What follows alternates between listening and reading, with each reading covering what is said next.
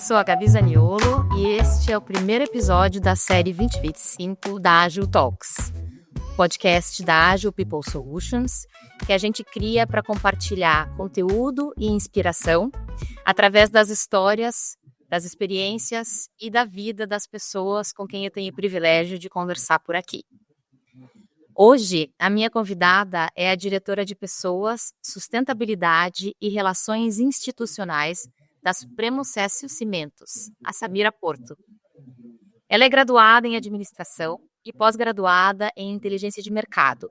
Cursou também especializações fora do Brasil em Liderança Estratégica de Sustentabilidade para a Indústria.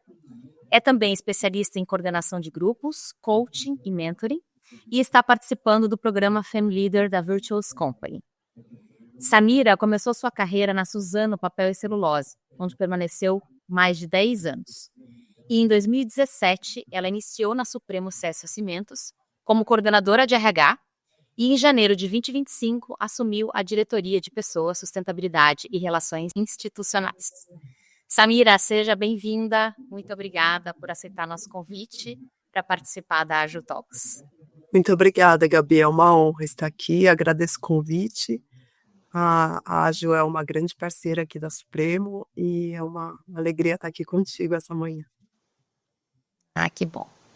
Vamos lá então, Samira. Eu gostaria de iniciar a nossa conversa ouvindo como se deu a construção da sua carreira. Você é graduada em administração, mas desde o início da tua história profissional, você atuou em RH.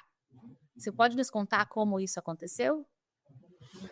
Então, Gabi, eu comecei minha carreira no mundo corporativo, formalmente, na Suzano Papel e Celulose, aos 16 anos, então foi muito cedo. Eu entrei na Suzano através de Jovem Aprendiz, fiz parte de um programa social lá, que chama Escola Formare, é um programa super bacana da Fundação IOSP. Eu tive a honra de participar da primeira turma, e depois fui ficando na Suzano durante todos esses anos. Passei pelo processo de estágio, que na Suzano é uma grande escola, eles fazem um desenvolvimento super profundo, assim como fazem em programas de trainee. E eu não comecei em RH, na verdade. Lá na Suzano, a primeira área que eu trabalhei foi uma área que na época a gente chamava competitividade, mas era uma área de apoio para excelência operacional. Então, tinha melhoria contínua, tinha uma célula lá de Black Belt, de formação de todos os belts. Na época, a Suzano ela tinha uma atuação bem forte com o professor Falcone, então fazia toda a gestão da agenda dos consultores lá. Tinha uma célula muito interessante de gestão do conhecimento e certificações, que foi onde eu trabalhei mais tempo. Então, eu fiquei nessa área por um tempo. E para estagiária, fui analista, basicamente cuidando do sistema de gestão de fábricas e operações florestais. E em 2011 eu tive o convite para ir para a área de recursos humanos, não era meu sonho, nunca tinha pensado em trabalhar com RH. Topei o desafio, naquela época o Suzano estava implementando o Business Partner, ou colocando o RH como num posicionamento mais estratégico, lá sob a direção do Greener. E eles queriam trazer gente de negócio, né? Não pessoas de RH para ter essas funções de business partner. Então, eu tive o convite para assumir uma área que estava nascendo dentro da Supremo, era um negócio novo dentro da área florestal. E foi a minha primeira experiência, sair de Suzano, fui morar em outra cidade e atuar no Nordeste montando esse time. Então, foi assim que eu fui para o RH, o plano era ir ficar 2 anos e fiquei. Fiquei para sempre, porque a área de recursos humanos, ela é muito complexa, ela é apaixonante, e eu fui me descobrindo e fui descobrindo vários talentos através do desenvolvimento das competências para atuar na área de recursos humanos. Então, foi mais ou menos assim, eu vim para ter uma experiência e fiquei. E por que a Suzano? Como você e a Suzano se conectaram? Como começou essa história? Então, Gabi, eu sou paulista, né? Apesar de ter mudado muitas vezes, acho que eu mudei mais de 20 vezes já. Eu morei em diversos estados do país também. Sou paulista e morava em Suzano, sou do ABC Paulista, fui crescendo, meus pais foram mudando e a gente chegou em Suzano. eh, eu acho que eu tinha uns 10 anos de idade, 10, 12. E a Suzano é uma referência na cidade, né, então foi sorte, na verdade, eu fiz um programa de jovem aprendiz, já trabalhava desde antes disso, e a Suzano era a empresa maior, com mais impacto ali na cidade, e foi sorte mesmo, eu fui super avaliada no programa de jovem aprendiz e os melhores avaliados iam para as maiores empresas. Então, eu lembro até hoje tem uma passagem muito legal e eu penso sempre nisso como permissão, né, eu vim de uma família pobre, com bastante dificuldade financeira na minha infância, com uma estrutura, familiar, enfim, com muitas necessidades. E daí quando eu consegui entrar na Suzano, o primeiro dia minha mãe me levou na porta e falou assim: "Olha, Sumia, a gente, né, eu e o teu pai, a gente criou até aqui, daqui para frente, a Suzano vai ajudar. Eu tenho certeza que você vai entrar e vai encontrar pessoas que vão te dar orientações, que vão fazer coisas por ti que eu e o teu pai já não tem mais condições, né". Então essa permissão da minha mãe, acho que gerou desde o dia 1 que eu entrei na Suzano, essa conexão de é uma grande oportunidade na minha vida e eu vou fazer o meu melhor, sabe. Então foram 11 anos na Suzano de fato, muita dedicação e uma relação bastante, apaixonada pela empresa, pelo propósito da empresa, pelas pessoas que eu encontrei lá e por essa conexão, assim, de um contrato psicológico mesmo muito forte, sabe. E hoje você consegue observar na maneira como você atua, claro que a gente está dando um salto aqui, a gente vai falar sobre toda a tua história, mas você consegue observar hoje, questões, características, formas de trabalhar, formas de atuar, que você entende que foram formadas por essa experiência, primeiro como jovem aprendiz, depois como colaboradora efetiva? Olha, Gabi, eu acho que a gente é o que a gente vai sendo construído durante a vida, né, então com certeza eu vejo muito de mim. Até hoje de manhã eu pensando na nossa conversa aqui, e daí eu lembrei, porque assim, quando eu entrei na Suzano, naquela época tinha muitas placas que eram falas do seu Max, do seu Leon, que era o fundador, eh, dentro da empresa, assim, e aquelas placas elas falavam comigo, sabe, eu tinha uma função de, naquela época ainda, imagina, entregar malote, então eu pegava meus malotes e ia andando pela fábrica e aquilo ia falando comigo.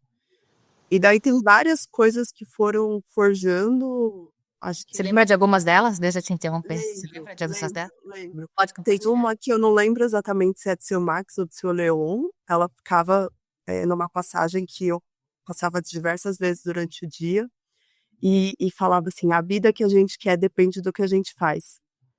Então isso, e com certeza isso já era um valor da minha casa, dito de outras palavras, mas rodar o chão da fábrica lendo aquilo toda hora me marcou muito. E depois tem uma coisa que hoje eu fui pensando de manhã, eu estava nadando e estava pensando, né, que ia surgir dessa nosso papo. E daí eu lembrei de uma coisa que marcou muito quem eu sou.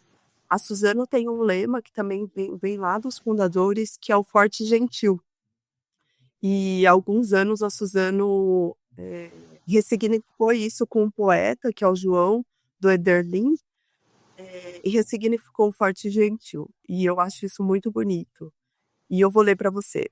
Por Então, o que favor. que é o forte? Forte é um adjetivo, é ter energia na alma, é não ter medo, nem de sentimentos, nem de pessoas. É característica de quem faz acontecer. É de ser 10 em um, se for preciso. É ser preciso, é ser capaz de lutar. É ser entregue para a vida. É qualidade que no coração da gente mora do lado da coragem. É um espírito rígido num ser humano firme. É ter dedicação num punho e paixão no outro. É chegar de pé no fim do dia, todos os dias. E eu vejo muito de mim nisso, né, hoje, com um pouco mais de consciência, tentando também, tirar um pouco dessa rigidez, né, do ser humano, Mas isso, imagine, isso me forjou muito, né? E do Isso lado foi de há quantos fora, anos? Essa ressignificação do forte foi há quantos anos? essa ressignificação eu acho que foi há uns 5 anos, Uhum. né? Mas eu tenho isso dentro de mim, eu sempre penso no Forte Gentil, desde que eu tenho 16 anos, há 20 anos, né? Então isso é muito internalizado, né, para mim. E depois o gentil, adjetivo, é quem sorri com os olhos para todos, é quem vê o bom de cada um, é quem conforta com a voz, é ser amigo das palavras, é quem se preocupa e estende o braço, é não pisar na grama para que ela possa crescer, é dar bom dia para o seu vizinho quando você o vê, é a delicadeza na alma da gente, é saber que gentileza é a filha do bom senso e do amor. É quem tem beleza do bruto na própria força. É um ser capaz de empatia. É educação capaz de conquistar. Então, eu acho que eu sou essa pessoa, né? Independente de não estar mais na Suzano, eu acho que o mundo corporativo, as empresas, ela tem uma capacidade de educar e de forjar e de desenvolver coisas nas pessoas, né? E isso com certeza eu trouxe para Supremo e eu vou levar para onde eu for, né? Então, E isso é muito sofisticado, né? Porque até pouco tempo se acreditava que as empresas eram um lugar de trabalho e que esse trabalho estava estritamente relacionado às habilidades técnicas e ao conhecimento técnico e à atuação técnica naquela função. Não havia essa consciência com relação à necessidade de olhar para as pessoas como seres humanos integrais, realmente, e exercer esse papel de educação mesmo, né? Muitas vezes em prol da evolução individual e coletiva, para que os resultados no trabalho sejam alcançados e sejam superados ou sejam alcançados por mais sustentabilidade e para que também aquilo que a gente aprende com as empresas a gente possa aplicar na nossa vida de maneira geral, né? Isso é muito avançado. E aí a minha próxima pergunta era justamente sobre isso. Você atua hoje formalmente, inclusive, com sustentabilidade, né? E quando você percebeu e como foi isso? Como foi esse processo de percepção de que você poderia, eu não digo que é ir além do RH, porque eu acho que isso faz parte do RH, né? Mas como você percebeu que você poderia expandir a tua atuação além dos sistemas RH tradicionais? uhum. Ô, Gabi, eu sempre, né, mesmo antes de pensar em sustentabilidade, eu sempre falei uma coisa, eh, que eu não sei se eu ouvi, se eu li, enfim, ou como eu pensei isso, mas eu acho que gente e gestão ela anda sempre junto, né, não dá para ter, olhar só para as pessoas e não olhar para o negócio, não dá para olhar só para o negócio e não olhar para as pessoas, né. Então gente e gestão precisa caminhar junto. E no final do dia, o que eu vejo da sustentabilidade é isso, acho que, né, algumas empresas já trabalharam, né, já trabalhavam a sustentabilidade, mas talvez não com esse olhar mais amplo. Eh, Depois vem o ESG com um monte de, eh, teorias, mas que também quando a gente traz para a prática e a gente consegue aos poucos ir degustando, entendendo o que funciona, o que não funciona, a gente consegue, impactar e trazer resultado. Eh, mas uma coisa eu acho que assim, independente de para onde o mundo está indo politicamente, né, porque a agenda de sustentabilidade vai e vem, a política, às vezes dá crédito ou tira o crédito e a gente vive nesse ciclo de discussão de para onde vai, né, os Estados Unidos, ou o que está acontecendo com a União Europeia, ou se a China está se importando com tudo o que está acontecendo e daqui a pouco pode ser, né, a potência que vai levar esse planeta, para o lugar que ela está puxando. Independente de tudo isso, eu acho que é sempre aquietar a mente e fazer o que é certo, né. Independente do nome de sustentabilidade, de ESG ou de outras teorias ou modas que venham, o que é certo a fazer, né? E cada vez mais eu acho que é difícil não ver que o ser humano ele é integral, né? Então eu sei exatamente o que você está falando, porque eu lembro quando eu comecei a trabalhar, as minhas primeiras orientações, tanto em casa como no trabalho, era: passou o crachá, você é outra pessoa. Possível, Uhum. possível, não é, isso nunca. Estilo ruptura, né?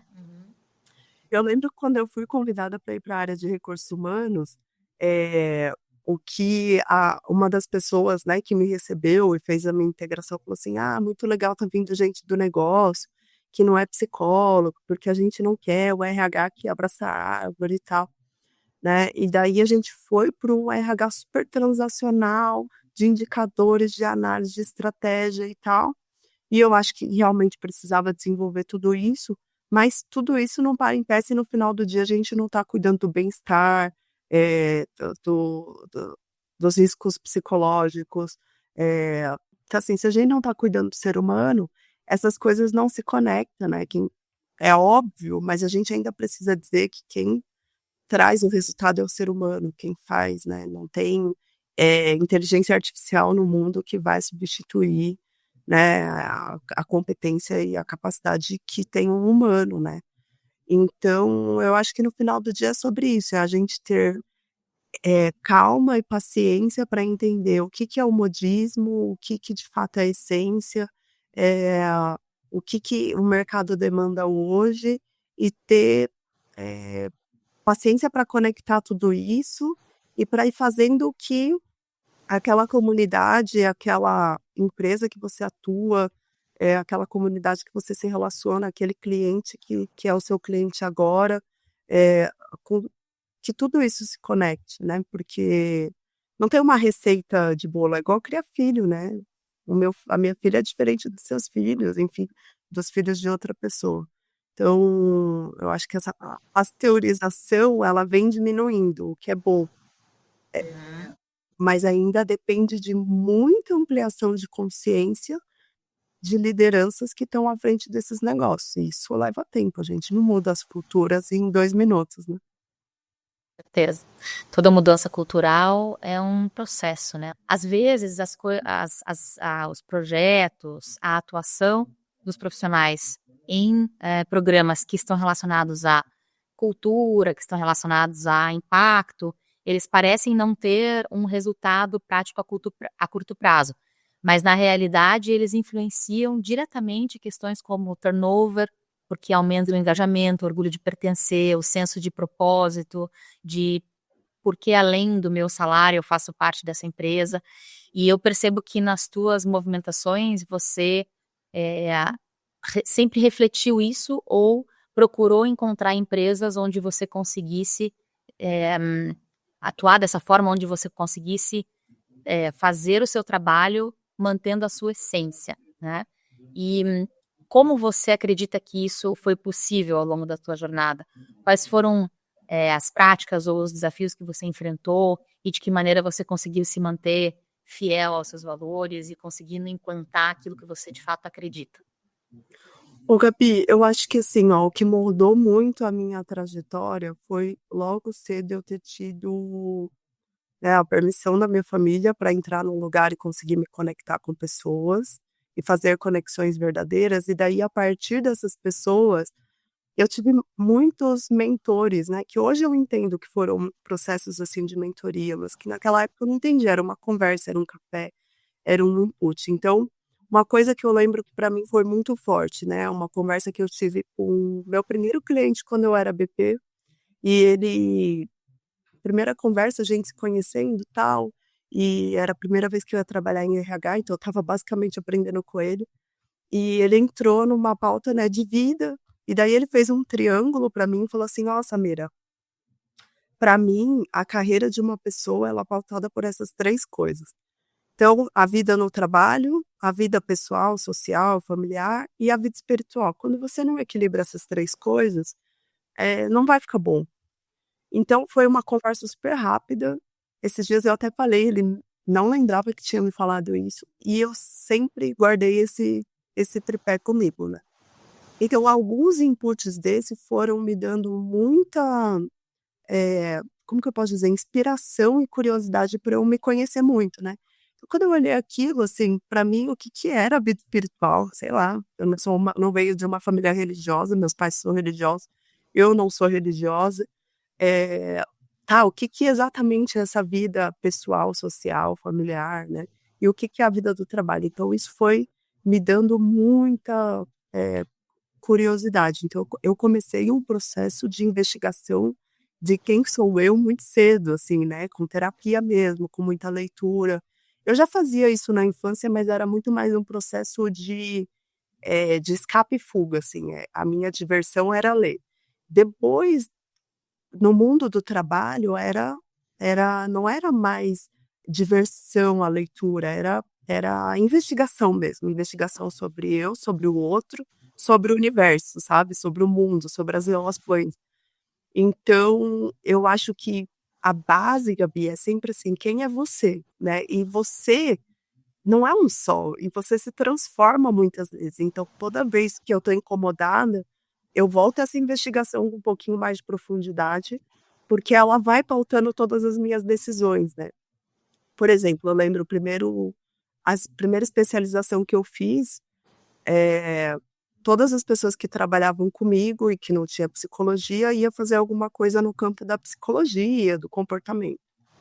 E daí eu conversei com muita gente para tomar uma decisão e eu entendi que, assim, tudo aquilo eu estava na melhor escola. Eu tinha a Suzano, que era uma grande escola. Eu tinha profissionais que eram referências no mercado. Então eu não ia estudar aquilo, né. Eu já tinha estudado administração, RH eu estava aprendendo lá, e para eu chegar onde eu queria, que era uma cadeira de liderança, eu precisava do financeiro e do mercado, porque eu também já estava há muito tempo na mesma empresa. Então eu fui estudar inteligência de mercado, área financeira, que não tinha nada a ver com o que eu fazia, mas que abriu totalmente meu leque. E Então foi algo que você percebeu que faria diferença para você, não foi alguma sugestão de alguém? Sim. foi uma coleta de investigação de quem sou eu, o que que eu quero aprender, onde eu quero chegar, depois conversar com muitas pessoas, e depois conectar tudo isso, né. Uhum. E daí foi a melhor coisa que eu fiz, assim, porque ampliou muito, eu comecei a abrir o meu universo, né, que minha vida era Suzano, abrir meu universo, conhecer outras empresas, conhecer outras pessoas, conhecer outras áreas, entender coisas do mundo financeiro que não era, né, não era com que eu trabalhava. Então eu acho que, sempre parte do eu, sabe, sempre parte de quem sou eu, o que que eu quero, né, quais são minhas fortalezas, entre o que eu estou fazendo hoje e o que eu quero fazer amanhã, qual que é o caminho, né, e como que eu vou construir isso. Super interessante. E no nessa trilha e nessa caminhada de autoconhecimento, o que você poderia, não é indicar, né, mas o que você poderia contar que você fez para mergulhar e se conhecer e permanecer fazendo isso, né, ao longo da vida, justamente porque a gente vai se transformando, como você falou, para, enfim, compartilhar com todo mundo que está nos ouvindo aqui. Gabi, eu acho que tem um incômodo que eu tenho, essa semana eu li um post de uma psicóloga que eu gosto muito, a Jo, e estava escrito assim, eh, viver a eternidade, eh, co viver a eternidade com a mesma pessoa é insuportável, por isso que a gente tem que mudar, né. E eu penso que eu vou viver a eternidade comigo mesma, né. Todas as outras pessoas, sim, elas vêm e vão, né, por mais amor que eu tenho por elas. Então eu não posso viver comigo sendo a mesma pessoa. Então essa é a primeira coisa, assim, eu preciso me transformar. E daí, para mim, o que funcionou muito foi a psicoterapia. Eu tenho minha terapeuta me acompanha já há mais de 12 anos, e no meio disso eu fui fazendo várias outras coisas. Então para mim, por exemplo, o esporte, a natação pela manhã, me ajuda muito a me conectar comigo mesmo, a baixar meu DJ, que é aquela mente, nossa mente que fala, fala, fala, sabe, baixar o volume dele, não zera, porque senão se zerar quer dizer que foi, né, morreu, mas abaixa um pouquinho o volume do DJ, se conecta, percebe teu corpo, conversa com ele, né. Às vezes eu faço isso através da meditação, eh, quando eu preciso falar muito com alguém e às vezes não é a terapeuta, às vezes não é um amigo, às vezes não é um familiar, é através da leitura que eu faço isso. Então, tem muitas formas. As formais que mais me ajudam é a psicoterapia e o processo de feedback. Então, assim, a esses dias eu fiz uma série de vídeos aqui na Supremo falando de feedback, porque é faz, sei lá, 15 anos que eu estou trabalhando com recursos humanos, 15 anos que a gente ainda tem e vê as pessoas com medo do feedback, correndo do feedback, né, fazendo piada do feedback. Mas não tem outra coisa mais preciosa para você entender a percepção do outro, né, porque para mim é muito claro isso, tem como eu me vejo, né, tem como o outro me ver e tem o que eu quero ser de verdade, né, o que eu sou de verdade, o que eu quero ser. Então como que você descobre isso se não for através da tua quietude de prestar atenção no feedback que às vezes não é o falado. Às vezes é um olhar, às vezes é uma piada, às vezes é um toque, às vezes é uma reação de uma pessoa. Então, eh, a minha forma mais, organizada de fazer isso é na psicoterapia e através dos processos de feedback que acontecem, né, com a minha família, acontece no meu trabalho, eh, e a meditação, o esporte, acho que essas são as coisas que eu mais utilizo, a leitura.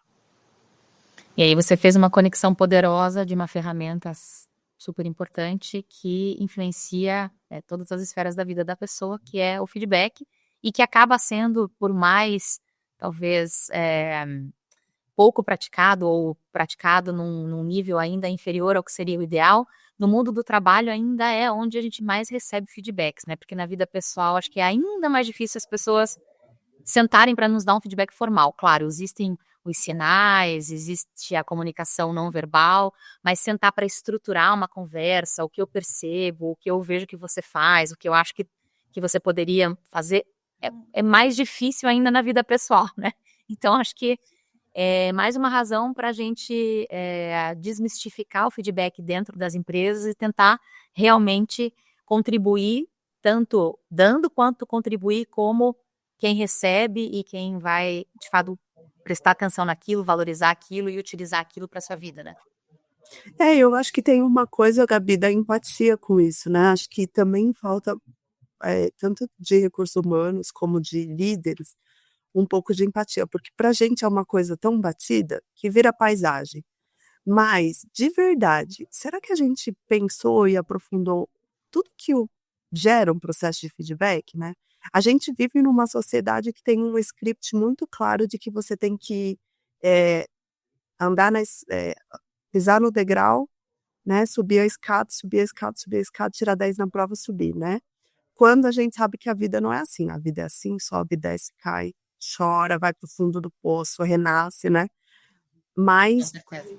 a gente tem esse script mental. Todo mundo quer tirar 10 na prova, né. O Paulo, que é o nosso CEO aqui, ele fala muito sobre isso. E pra mim isso é uma coisa que marca muito, todo mundo quer tirar 10 na prova. E não vai tirar 10 na prova sempre, quer dizer, na maioria das vezes não vai. Então quando você vai dar um feedback que é mais, difícil, uma conversa difícil, eh, a gente tem que entender que, assim, se como que seria para eu estar lá daquele lado e ouvir aquilo? Dói. Se eu queria tirar 10 na prova e eu tô tirando 7 e alguém tá me contando isso, o que que eu vou sentir? Vergonha ou culpa, né? E é Com certeza. gostoso? Não é gostoso. Então eu acho que falta um pouco, sabe, desse refinamento de aprofundar e ter um pouco de empatia com o próprio líder, com o liderado, com como essas relações vão sendo costuradas, como os ambientes de confiança vão sendo construídos, para que o feedback aconteça com segurança psicológica. E não é assim. E envolve até uma outra esfera de autoconhecimento, que é a questão relacionada a como o cérebro funciona, né. A gente tende a fugir de situações que demandam gasto energético, porque o cérebro está aí para nos manter vivos o maior tempo possível, independente de qualquer coisa. E aí enfrentar situações desafiadoras, como por exemplo, ouvir um feedback que a gente sabe que vai trazer pontos desconfortáveis e que por isso vai gerar um dispêndio de energia, seja para enfrentar a situação pontual ou muito mais ainda para conseguir evoluir na direção do que a gente acredita que seja necessário, a primeira resposta do cérebro é fuja daí que vai gastar muita caloria, né?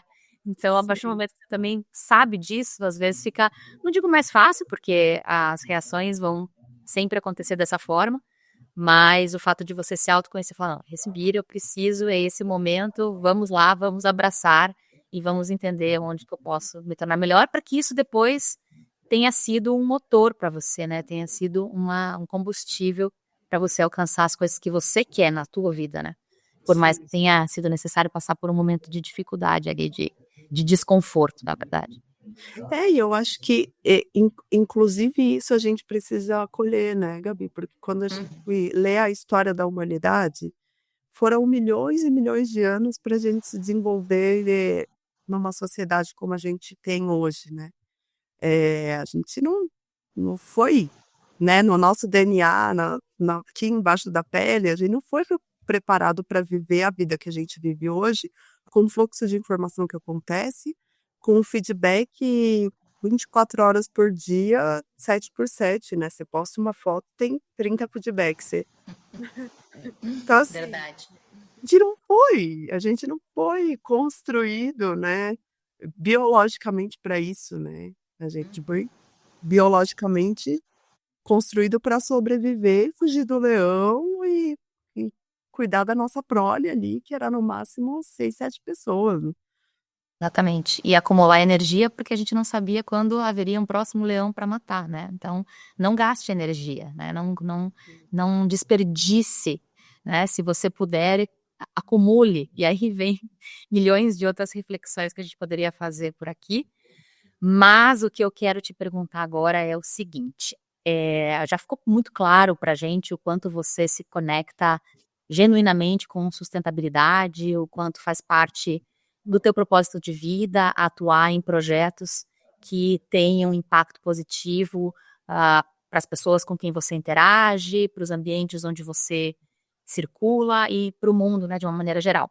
Você poderia compartilhar conosco alguns projetos de sustentabilidade que você tenha contribuído para desenvolver, que estejam em andamento hoje aí na Supremo?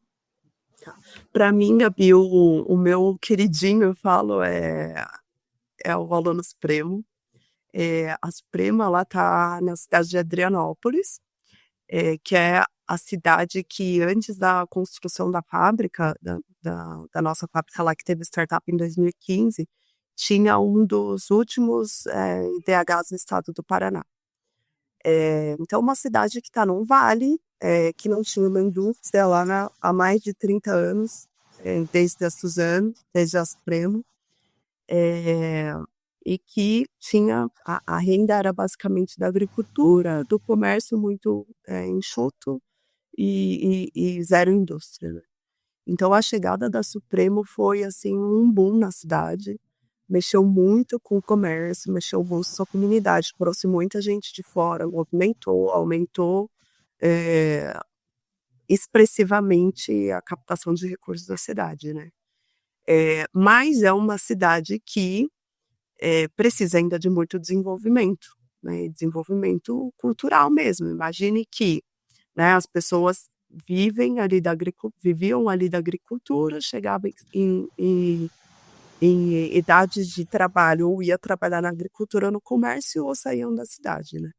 Então como que a gente vai implementando, programas, fazendo parceria com a prefeitura, com a comunidade, né, com os comerciantes para ir desenvolvendo a cultura de que agora temos uma fábrica aqui, temos uma mineração, queremos, né, não trazer pessoas de fora, queremos desenvolver, a comunidade. Então, diversas iniciativas foram acontecendo.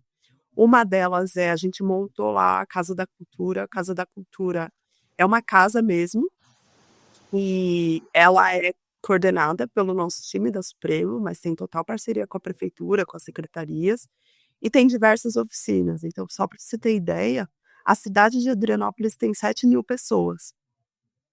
O ano passado a gente teve mais de 5.000 visitações Nossa. e na cultura. Então é super expressivo. E tem oficinas diversas. Aula de violão, aula de ping-pong de meia, ping-pong. Tem um grupo muito legal lá de idosos que faz diversos encontros lá com algumas atividades. É, então, isso tem movimentado bastante a comunidade. E uma das coisas que a gente fez, e a gente já fez 3 turmas, estamos indo para a 4ª turma esse ano, é o aluno supremo, que é muito da minha inspiração e própria experiência que eu tive na Suzano. Eu fui aluna formária lá na Suzano. Obviamente, né, o tamanho de uma indústria de papel e celulose é muito diferente do tamanho de uma indústria cimenteira, em número de pessoas, então a estrutura ela é menor, mas que traz um impacto gigantesco para a comunidade. Então, a gente já formou aproximadamente, nesses 3 ciclos, umas 160 pessoas, 170 pessoas. Então, eles são selecionados, tem que ter uma nota e presença na escola. Depois eles passam por um processo seletivo e daí eles ficam alguns meses com a gente, com a Supremo, tendo aulas lá na Casa da Cultura, mas tendo aulas práticas também, visitação, almoçando, vivendo um pouquinho da vida na indústria, né? E depois eles saem e daí eles já têm o imperioso de ir para a universidade. A gente faz isso no 3º ano do ensino médio e a gente tem visto, assim, acompanhado coisas maravilhosas. Então, alunos que foram estudar em federais, que estão estudando aqui em Curitiba, tem outros estudando em São Paulo, e a gente já tem também contratado alguns. Então, faz o aluno supremo, depois vira jovem aprendiz, depois vira estagiário, e vai fazendo um pouquinho, né? Como eu fiz a minha carreira lá na Suzano. Uhum. Eu acho que isso tem movimentado muito. O que a gente tem percebido, mais pessoas procurando, os índices de frequência na escola, de nota, né, vão melhorando, porque eles sabem que só vão participar se estiverem lá. Aliás, depois da chegada da Supremo, o índice de pessoas de crianças na escola aumentou expressivamente, né? Então, Bacana. eu tenho muito orgulho disso, porque eu sei o quanto numa comunidade tão pequena um projeto desse é expressivo, né? É muito legal, assim, eles chegarem no processo seletivo, você vê depois de alguns meses na formatura, você olha e daí eles vêm trazer lá. Nossa, a gente via esse muro, a gente não imaginava que tinha tantas funções aí, a gente não sabia o que que era ser um engenheiro de mina, a gente não sabia o que era ser um engenheiro elétrico, então assim, o brilho no olho para eu não preciso mais sair da minha cidade, né, eu tenho a oportunidade de fazer um curso à distância ou de estudar, mas voltar.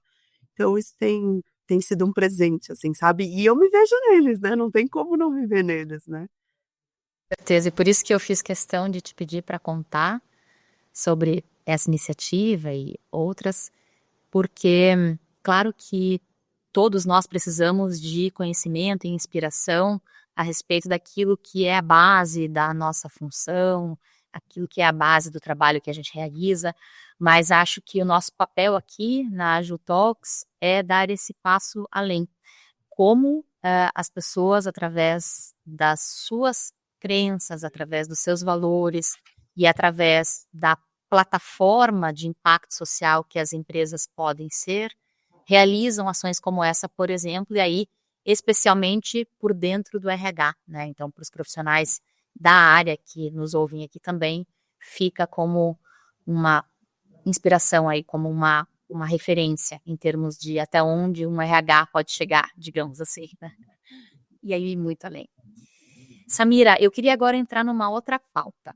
Queria entrar numa pauta que acaba sendo inevitável também quando a gente conhece um pouco da tua história, da tua carreira. Eu quero que você me traga reflexões a respeito do tripé RH, gestão estratégica do negócio e mulher em cargo de alta liderança. Tá, nossa, essa é bastante complexa. Eu vou falar um pouquinho da minha experiência, Gabi, assim, e eu vou ser muito sincera com isso, né. eu tenho assim um divisor de águas que está acontecendo nesse momento sobre o tema de liderança feminina, né? Por quê? Porque o que eu, falando de coração muito aberto, assim, o que eu vi até bem pouco tempo, né? Eu vi até bem pouco tempo assim, qualquer pessoa pode chegar onde ela quiser. Porque se eu cheguei, né, com tanta dificuldade na vida, né, poxa, eu tive uma infância realmente muito pobre, morei em favela, meus pais, semi-analfabetos, assim, se eu conseguir trilhar esse caminho, qualquer pessoa pode. E daí, deve fazer uns 2 anos, eu assisti um podcast do Marcelo Cardoso da Chi, e é um podcast que chama Idiotização da Meritocracia, né. Então, assim, eu acredito muito na meritocracia, por onde eu passei implementei meritocracia, porque na Suprema a gente trabalha com meritocracia. Mas a gente não, acho que não pode mais, eh, olhar a meritocracia sem olhar a equidade. Então, assim, sim, algumas pessoas vão, ter forças para furar todas as barreiras, né, e chegar no mesmo lugar que outras pessoas que tiveram mais privilégios, tiveram uma vida como ela deve ser, né, com mais estabilidade financeira e nacional, não vão precisar, não vão ter tanto esforço. Mas não é bem verdade, sabe? Porque assim, eh, uma vez eu fui ver uma palestra e o rapaz falou assim: "Olha, você vai apostar uma corrida, e daí tá lá você de Havaianas, e o outro que tá do teu lado tá de Nike, um Nike lá mais moderno de corrida.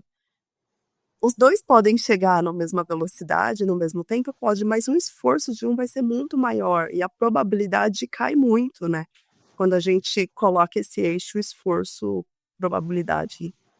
Então eu acho que tem uma coisa que está na base que a gente precisa cuidar, que é a equidade, né, pra que a mulher possa chegar, tenha mais possibilidade, sem tanto esforço. Então, algumas conseguem, não conseguem, mas o esforço e às vezes isso não é visto, né.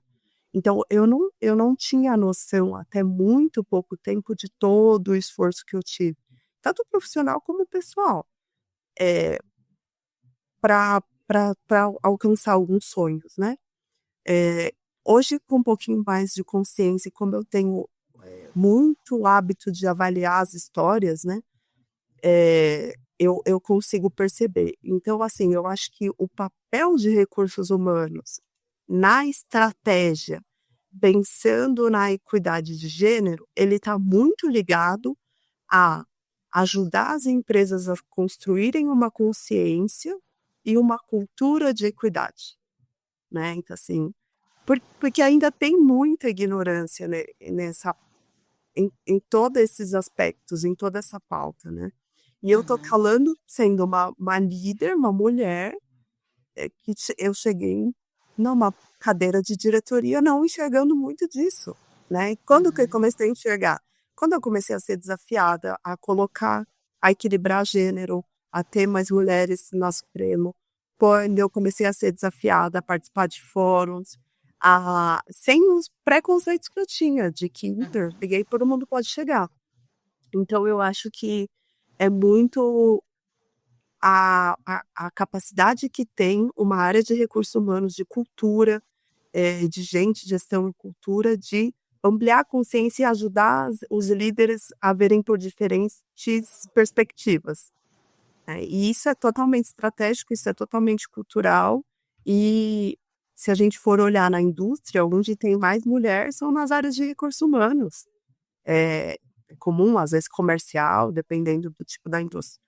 Mas ainda tem muita dificuldade de entendimento de equidade, seja em gênero, seja, em outras pautas, ou seja, na meritocracia mesmo, o crescimento para qualquer, diferença que seja, né, social, de recursos, enfim. Eu acho que está muito nessa perspectiva, Gabi. E você tem olhado de forma diferente? Você acredita que a tua nova cadeira de diretora é um outro prisma? É um outro ângulo? Tem te Com feito pensar de certeza, forma diferente? com certeza, porque eu acho que, né, de novo, eu sempre tento voltar pro o que está acontecendo de fato, né, para onde o mundo está indo, o que é modismo, o que traz ganho mesmo para os negócios e qual que é o equilíbrio, né, Uhum. de todas essas coisas. Então, o que eu acho que tem acontecido muito, tá, Gabi? É, como as pessoas, dedicam pouco tempo para estudar alguns temas, para olhar, para analisar, cada um olha de uma perspectiva única e toma uma decisão muito rápida, né. Então: "Ah, eu sou mulher, não cresci na carreira porque eu sou mulher". Tá, mas assim, será que é só por isso, né? Qual que é todo o teu histórico? O que que você priorizou na tua vida, né? Quais os lugares que você passou? Você também pôde escolher, né, que gestores você escolheu? O que que você, ganhou em algumas situações que você estava mais confortável e você não quis escolher diferente, né? Então eu acho que é Uhum. uma coisa muito ampla e não dá para eu pegar uma pauta e jogar na mesa e falar: "Não, foi por isso, tá aí a resposta", e me conforto de novo. Eh então tem que ter muita coragem para olhar as coisas com mais amplitude, né. Outra coisa que eu tenho sentido muito, eh, é o tema da responsabilidade da área de recursos humanos, da área de sustentabilidade, de cuidar do bem-estar das pessoas. Sim, claro que Hum. temos. Sim, que hoje a gente entende que não passou o crachá lá e você vai entrar aqui um robô, né. Mas o que que é a parte da empresa, o que que é a parte da pessoa, né. O Uhum. segurança psicológica não tem nada a ver com aliviar as metas que você tem, né, tem a ver com garantir, que eu tenho uma administração dos riscos. Obviamente meta é um dos grandes riscos, né. Se eu colocar uma meta que é humanamente possível de alcançar, eu estou gerando um risco psicológico. Eh, mas eu acho que a gente está vivendo uma sociedade que as pessoas leem, né, a primeira estrofe do texto, ou ouvem uma chamada, acha que entende tudo do assunto, e daí olha para as próprias necessidades e se coloca num quadrante, né, ou levanta uma bandeira.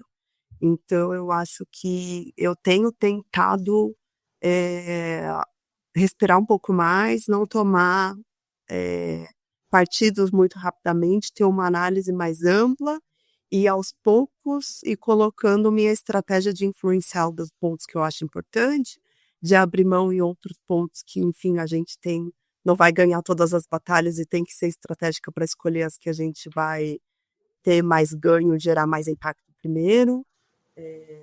Mas muda totalmente a perspectiva numa cadeira maior, ter uma amplitude de visão maior, com certeza. É muito conectado com uma das perguntas que eu tinha programado para te fazer, que era como você avalia as pessoas para definir se elas serão promovidas ou não, para definir se elas serão contratadas ou não. Então acho que tem a ver com tudo isso que você já falou. E muito importante também o ponto que você trouxe da tendência das pessoas transferirem a sua própria responsabilidade pela realização de uma série de coisas na sua vida, inclusive, para a empresa, né? E de transferir eh, entre aspas, a culpa e de sempre encontrar alguma explicação externa, né, o famoso locus externo, para tudo aquilo que não foi, que não deu, que não é, quando na verdade a gente sabe que a capacidade de transformação, de realização, de conquista, do que quer que seja, ela está diretamente ligada à pessoa. Claro que existem as influências do meio, as condições, tudo isso que você falou agora. Mas a primeira pessoa que tem que querer fazer aquilo acontecer é você, né. E acho que na tua vida a determinação sempre falou muito mais alto, né, e à medida em que você foi, vivenciando, tendo novas experiências, conquistando, eh, coisas, lugares, posições, momentos diferentes da tua vida, você nunca parou também de se autoavaliar e de aprender mais, né. Então agora eu tô numa outra fase do jogo, agora eu tenho que aprender coisas diferentes para eu continuar nessa, curva ascendente que eu quero para minha vida, né. Isso seja no trabalho ou em qualquer outra coisa. E às vezes eu sinto que parece que tem uma carga que é derramada sobre os líderes, sobre coisas que eles não vão ter como influenciar até vão, mas não vão ter como definir pela pessoa, né? Não são escolhas ou atitudes que o líder tem que ter. É, eu vivo assim, Gabi, um dilema, sabe? Porque ao mesmo tempo que eu sei que tem muita responsabilidade, muita coisa que acontece numa organização que é responsabilidade da liderança, né, a performance de uma equipe, a conexão que aquela equipe cria, o engajamento, né, o resultado da equipe é totalmente responsabilidade do líder.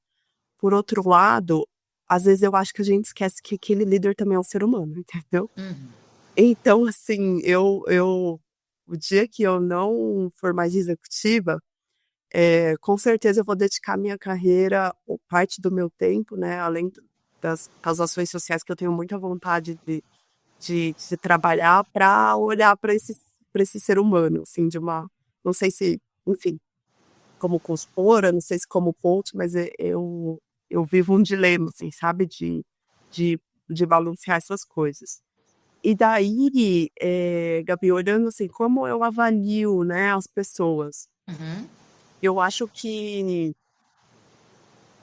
a gente tem vários filtros, né? Então, a gente sempre vai olhar o outro como a gente olha a gente mesmo. E eu tenho um olhar para mim mesmo muito profundo, né? Então, eu olho as pessoas assim também. Então, tem duas coisas assim. A primeira coisa desde muito pequena eu desenvolvi uma capacidade de ler pessoas e ambientes muito rápido.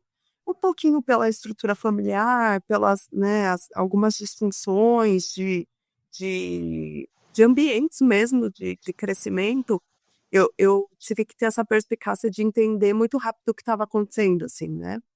E isso me ajuda muito hoje em dia na minha carreira a chegar, enfim, numa entrevista, a chegar numa reunião e conseguir entender, assim, em 5 minutos o que está acontecendo ali ou traçar muito rápido um perfil. Agora, eu não sei se você já leu aquele livro Rápido e Devagar. Conheço. Esse livro. O Rápido e Devagar foi um livro que eu li há alguns anos e que me ajudou a repensar muito do como eu avaliava as pessoas. Porque por ter naturalmente essa facilidade de avaliar rápido e de ler os ambientes e pessoas rápido, muitas vezes eu tomei decisões rápido demais. E com pessoas não dá para tomar decisões rápido demais. Então, o que eu tenho tentado fazer é respirar mais, tentar conversar comigo mesmo, entender. Quando eu estou olhando aquela pessoa, eu estou olhando para ela ou para mim, porque muitas vezes eu também confundi isso. Eu olhei o outro achando que o outro faria como eu poderia fazer naquela situação e o outro não tem nada a ver com você. Muitas vezes ele vai funcionar muito diferente, é natural. E daí, Gabi, eu tenho tentado também sempre ouvir mais os outros, né? Então, por exemplo, como que eu avalio as pessoas numa avaliação de desempenho? Sempre pelas competências e o resultado é sempre o que foi, né? Não dá para a gente confundir potencial com resultado. Então, o que a pessoa de fato fez, o que ela de fato entregou, como ela fez, como ela entregou, mas não só sob a minha perspectiva. Então, ouvir os clientes, ouvir os colaboradores daquela pessoa também, ouvir os parceiros, porque a minha visão é míope, sempre vai ser. Por mais capacidade que eu tenha, ela tem o meu filtro, e isso não vai mudar, entende? Por mais que eu amplie a minha consciência, ela não vai chegar num nível que vai ser muito dissociada do que são os meus filtros. Então, eu tento sempre fazer isso. Aqui na Supremo, por exemplo, uma pessoa nunca vai ser contratada sendo uma pessoa só entrevistar, ou tu sempre tem, né, várias pessoas que entrevistam. E eu acho que é a mesma coisa para avaliação, para o dia a dia, para as camadas de decisão. Maravilha. E a consciência de que os vieses são inevitáveis e que o que a gente tem que fazer é tomar consciência disso, saber que haverá sempre, prestar atenção para tentar não tomar nenhuma decisão sem trazer para a luz da consciência esses vieses, é fundamental, né, que acho que é o que você está trazendo aí. É. E você conseguiria, Samira, destacar, a gente já falou muito sobre muitos deles, mas haveria algum fator relacionado ao sucesso da tua carreira que a gente ainda não falou, que você acha que poderia servir como inspiração, exemplo, referência?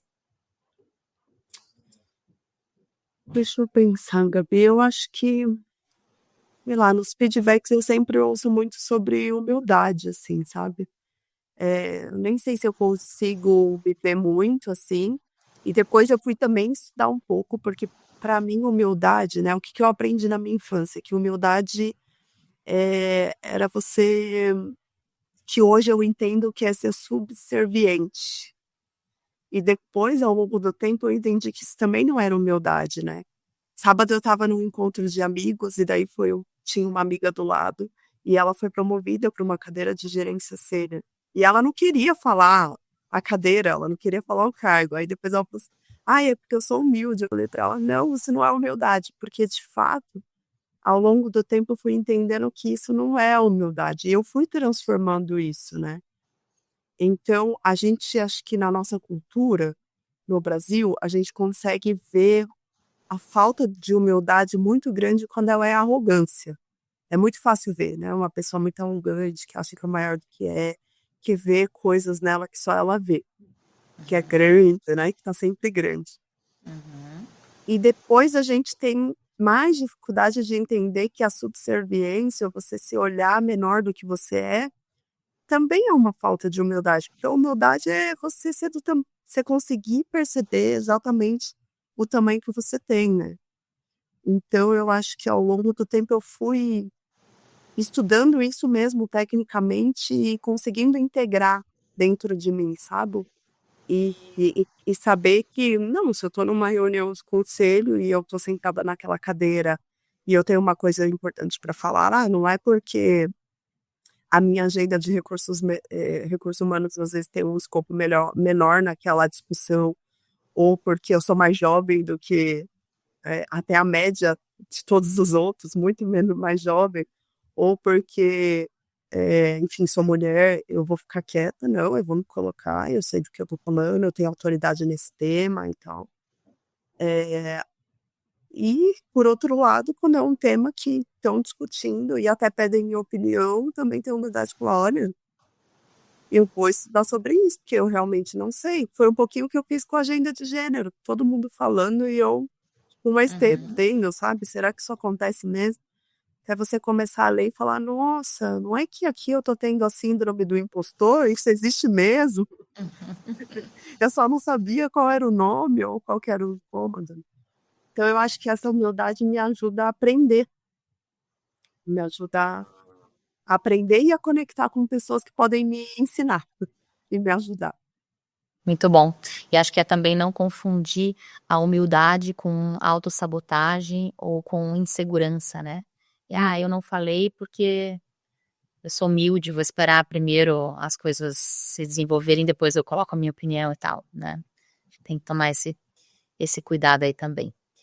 Samira, e pensando também em todos os impactos aí da tua história pessoal, da tua carreira, o que você teria, a gente já está se encaminhando aqui para a etapa final da nossa conversa, infelizmente, eh, você tem algo que você hoje reflete, você como acabou de falar é muito jovem, mas a tua história de vida é muito grande, muito profunda, muito rica, e como eu sei que você gosta de, contribuir com as pessoas, eu queria te perguntar se tem algo na tua cabeça que são relacionados a pilares para profissionais que estão na área de RH ou relacionados a pilares para a construção de uma vida satisfatória, de uma vida plena? Gabi, de uma vida, eu acho que a gente vai fazer essa live mais pra frente, porque tem muita coisa ainda. pela frente. Eu acho que a vida são Mas você pode dar um spoiler da próxima Agile Talks, tá? Pode ficar à vontade aí, que a gente ainda tem uns minutos aqui tranquilamente.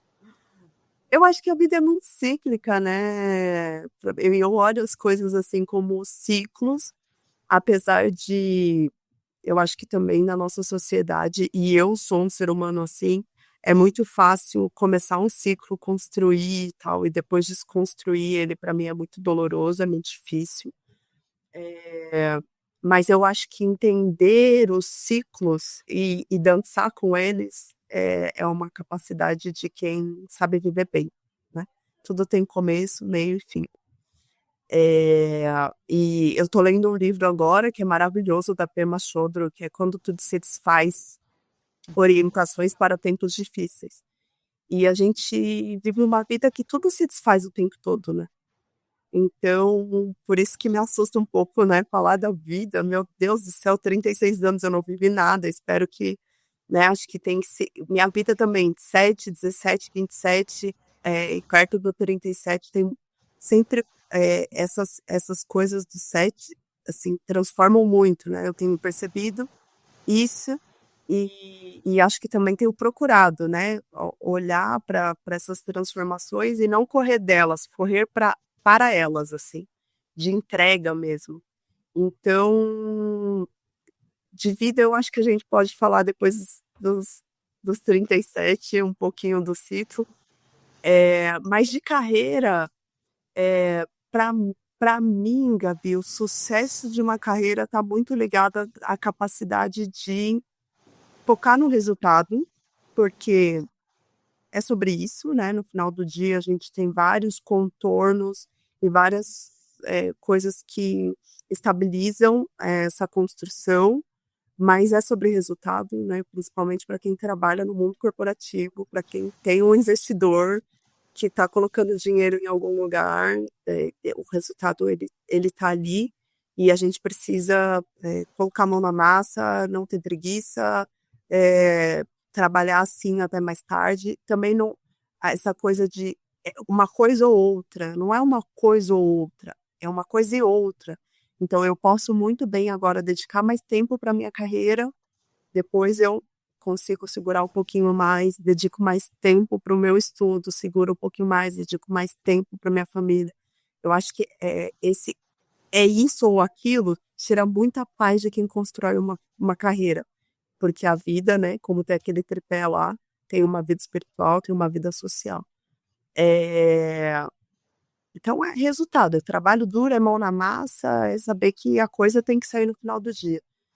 E relações, porque a gente não consegue nada sozinho, a gente precisa de colaboração. Relação não é tomar um café e ser simpático no café, né, isso é simpatia, não é relacionamento. Eu acho que relacionamento está muito ligado a o que aquela pessoa pode me oferecer, e uma hora eu também tenho que dar uma contrapartida, né. Então eu tenho muita disponibilidade para ajudar as pessoas. E eu consigo fazer isso, eu tenho essa facilidade. E quando eu preciso de alguém para me ajudar, eu consigo muita disponibilidade das pessoas. Por quê? Porque é uma troca, entende? Uhum. Então eu acho que eu aprendi isso muito cedo, né. E tenho uma amiga agora que está me ajudando sobre os temas de sustentabilidade, eu nunca tinha trabalhado com isso, né, ela está até em outro país hoje, eu ligo para ela, ela me dá uma mentoria. E lá no passado eu ajudei muito ela com a carreira, ter paciência num ciclo que ela estava no trabalho e tal. Então, 7 anos, 8 anos depois eu tô ligando para ela e tô pedindo uma ajuda e ela tá disponibilizando. Por quê? Porque tem troca. Então, eu Uhum. acho que esse é o segredo das relações, sabe, é você dar e receber. E relações, de fato, genuínas, né? E não puramente por interesse, né? Sim. Bom, você já contou que ama leitura, você já citou alguns livros. Eu queria saber se você tem mais algum que você queira recomendar, que você queira sugerir, que você queira indicar. Olha, eu li alguns livros aí no nesse primeiro trimestre, ou no final do ano, que realmente, assim, me marcaram. Um deles foi um livro que eu estava bem resistente para ler, porque como eu te falei, eu não sou religiosa, mas foi uma leitura muito linda, do padre Fábio. de Mello, Uhum. que é Quantos Eus que Não São Meus. Nossa, esse livro foi maravilhoso. Foi assim, ele tem uma escrita muito poética e apesar dele, né, não falar nada de religião, é bem espiritualizado mesmo, mas ele traz muito de teorias da psicologia também. Então eu acho que foi um livro assim que realmente mexeu bastante comigo. E outro livro que eu li, que foi um livro muito legal, um livro americano, é do Dr. James Dott, chama Loja Mágica. Eu ganhei de uma amiga, dentro da Loja Mágica, o nome. Ganhei de uma amiga portuguesa numa viagem, e fala-se, dentro da Loja Mágica, o neuro, a descoberta dos caminhos da alma. Então, é um neurocirurgião americano que vem de uma família bastante desestruturada e ele encontra uma pessoa numa loja de mágica e essa pessoa ensina mágicas para ele, que não são mágicas da mágica do circo, mas são mágicas de conseguir organizar a concentração, estar em estado de presença. Isso transforma a vida dele inteira e ele consegue ser um dos neurocirurgiões mais famosos dos Estados Unidos. Então, Interessante, não conhecia. Já fiquei com vontade de ler. Vou me até. encantou, esse livro me encantou Muito muito. interessante. Que bom.